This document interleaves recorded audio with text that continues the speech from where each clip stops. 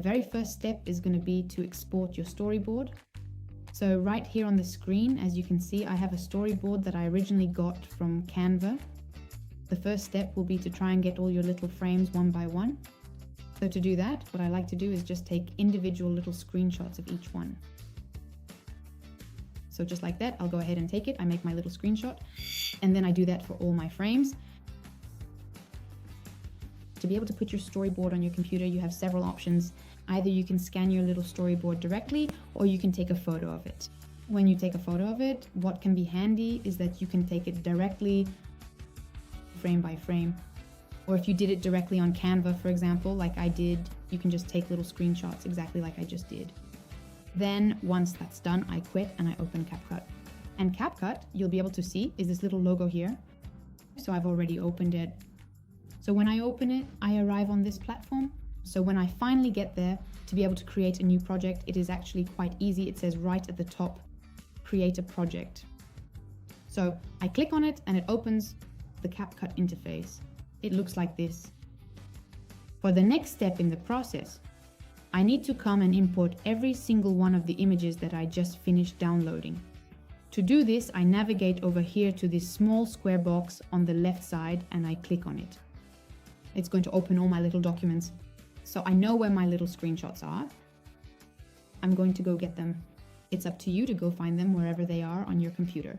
Now, I have always found it to be essential and beneficial to have your full detailed storyboard right there within your CapCut workspace as well, to keep your creative vision clear, because that way it gives me an idea of where I should put my frames, in what order, because sometimes I don't remember, I don't know which frame goes before or after. So that's it. There, I see that my first little frame is the girl who is on her bed. I'm going to select my little frame, so I just click on it, and I'm going to take this clip and drag and drop it right into place. Basically, you just drag it onto our little timeline at the bottom of the screen. It puts it right here. And we can see that once I've put it at the bottom, it automatically appears there. The timing that's set on my image is a timing that's created by CapCut. So that we'll have to see about later. Next, my second image is the girl who is on her sofa. So I'm going to drag and drop it to put it on my little line at the bottom. And I'm basically going to do that for all my images in order. So I see that here they are all already in order. So what I do is I can select them all together and come and place them. And in fact, they automatically get placed one after the other in order, because they were in order here. If not, I'd have to get them one by one. So there you go. Now, to play this, press play right here, the little button, or otherwise you can also use your space bar. So I'm going to press play, and I'll see that my little time cursor is moving forward. That means my film is playing. So there, I see that everything's moving along perfectly. Regarding the timing, well, it's really up to you depending on what you want to show on the screen. But to change the time settings here, we have a few different options available to us.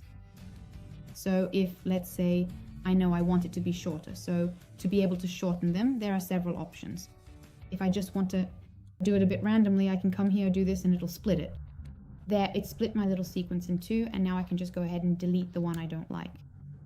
Now my little box, well, it lasts much less time, and I can do that for all of them.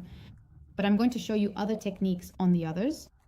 So we just saw how to split. Split is this little sign right here. Now I know I don't need to split it. I don't want to do it several times. So I have two tools here that allow me to either delete the content on the left or here the content on the right. So when I do it, it just automatically selects the video clip, basically the shot that my time cursor is on. So you have to be careful not to be just anywhere randomly, because it'll really, even if, for example, this one is selected, that's the one it'll do. I'll show you. So that is basically all there is to it. So if I want this one to be shortened here, let's say I want the left part removed. So my keyword, I simply click right there and it'll automatically put my cursor on the part that was removed. So here we can clearly see that right here. Both of mine have been shortened. Then there's yet another way, if ever, to shorten it. It's going to be clicking on my little box here like I did to see which one is selected. The white borders appear. And if I go to the right or the left, to the ends of my box, I have a little cursor that appears. And there I can increase or decrease the time. Now that's really very practical. If, for example, my box ended up needing to last much longer than expected. So here I can increase it or I can really reduce it. very, very low, there. So that's for managing your timing. Now, it's really up to you. It'll depend on your video. This tutorial is designed to help you understand how CapCut works, but it is ultimately up to you to do trial and error and start over. Really, it's your playground now. It's up to you to practice. Next, right here, I actually have a little something extra in my storyboard. You might have already noticed that I have these little arrows pointing here. What are these little arrows? It indicates a camera movement. Arrows pointing towards the little box, that indicates a zoom. So that means for my first box, I know there's a camera movement that is zoomed in. If you want to go further in your storyboard, in your animatic, basically, your animated storyboard is called an animatic.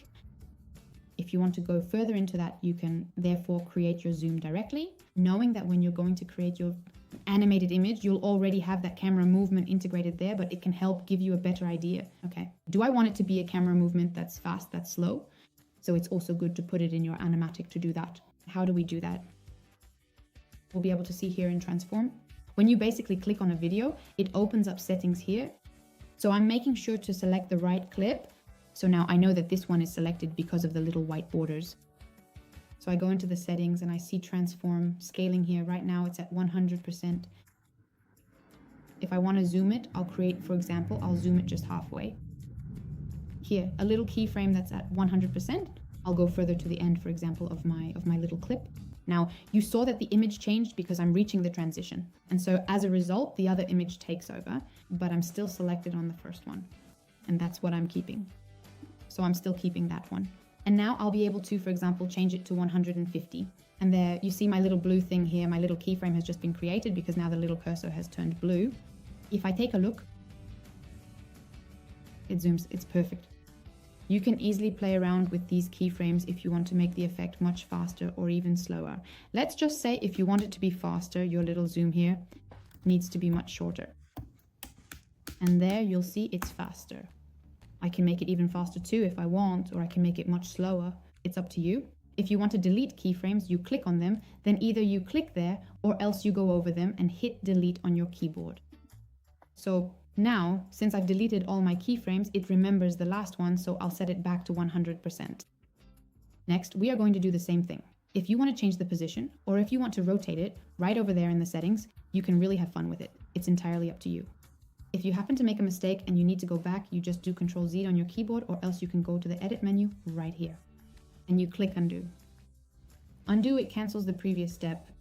If you went a bit too fast and clicked undo when you didn't want to, you can simply navigate over to the redo button. You also have another helpful option available if you ever find that you want to go back. There are little arrows here, it's much faster. You just use the back arrow to do the Ctrl-Z, the forward arrow to put your change back. So there, once you have your animatic created, once you've put in your camera shots if needed, you can also add your music if you already have some at that point. But normally you create it in the next step, so you're supposed to just have your images. You can then go to File here and Export. When you go to export it, you'll see that it's going to open a little page for you. Here it is, it opens this page. To be able to choose the link to or the file it's going to export to, you have Export to here. And then after that, you'll be able to open and choose which one you want. So if you want to create a new folder, for example, say Animatic, using AI4Good, I create it and then I integrate it into the platform, open it up, and it performs the task. Next, I'm going to create a name for this animatic. For this animatic, I'm going to call it Animatic, and I'm going to put the version. So for me, it's version V01. I always add the version because sometimes I make small changes when I realize, oh no, I forgot something and all that. So I add the versions like this. That way I know which version is the latest one I made and which one I should check and modify later. So I come here and choose the resolutions I want. I personally recommend always exporting in 4K because that's where you'll get the best resolution.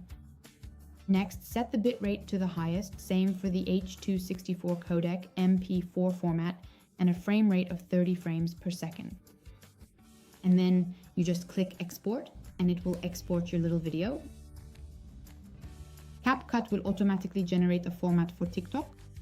You don't have to share it at all, really, just click cancel. It's already been exported, so that's perfect. There, so that's it for the first step of CapCut. And I'll see you soon for the second step. Good luck.